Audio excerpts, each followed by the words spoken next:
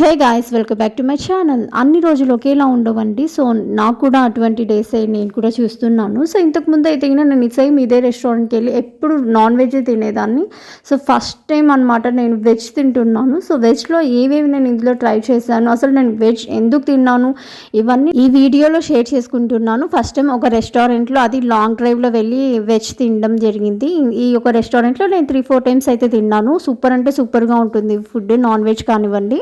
So వెజ్లో నేను ఏమేమి ఆర్డర్ ఇచ్చానంటే butter naan and paneer butter masala అయితే ఇచ్చాను. సో నేనైతే ఫస్ట్ టైం చాలాసార్లు వీడియోస్లో చూసేదాన్ని పన్నీర్ బటర్ మసాలా, ఇన్స్టాగ్రామ్లో కూడా నేను చూసేదాన్ని అనమాట. సో ఎలా ఉంటుందో ఇది ఎప్పుడైనా ట్రై చేయాలి అని అనుకునేదాన్ని. బట్ కానీ ఇంత కాస్ట్ పెట్టి తింటారని అయితే అనుకోలేదన్నమాట. సో 300 సంథింగ్ ఎంతో ఉంది అండి పన్నీర్ బటర్ మసాలా. ఇంత బౌల్కి వచ్చింది. ఇంకా మేము బటర్ నాన్ అయితే 4 అయితే ఆర్డర్ పెట్టుకున్నాం. సో అసలు సరిపోలేదు టేస్ట్.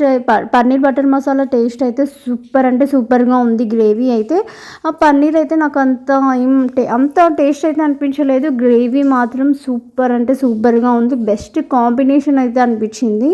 సో చికెన్ అయితే కొంచెం కూడా మిస్ అనిపించలేదు. సో ఇవి తిన్న తర్వాత నాకైతే అసలు సరిపోలేదండి. సో మళ్ళీ నేను వెంటనే వెజ్ బిర్యానీ అయితే ఆర్డర్ చేసుకున్నాను. వాళ్ళు తీసుకుని వచ్చారు, అది కూడా ఇంతే బౌల్లో.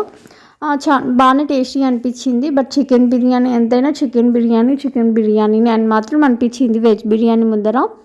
వెజ్ ఎందుకు తిన్నాను అంటే ఒకటండి, లైఫ్లో అన్ని డేస్ ఒకేలాగా ఉండవు. సో నా డేస్ కూడా అంతే. అందుకే మనం ఎప్పుడు ఈవెన్ మనం ఒక రసం అన్నం పప్పన్నం తింటున్నామన్నా మనం దేవుడికి కృతజ్ఞతలు చెప్పుకోవాలి. ఎందుకంటే మోషన్స్ అయితే మనం అవి కూడా తిన్నాం కాబట్టి పథ్యం ఉంటాం. సో ఇప్పుడు కూడా సేమ్ నా లైఫ్లో అదే జరిగింది. సో ఈ యొక్క వెజ్ ఐటమ్స్ తినే టైంలో నాకు కొంచెం హెల్త్ ఇష్యూస్ అయితే ఫేస్ చేస్తున్నాను. సో అందుకే ఓన్లీ వెజ్ మాత్రమే తినాల్సి వచ్చింది.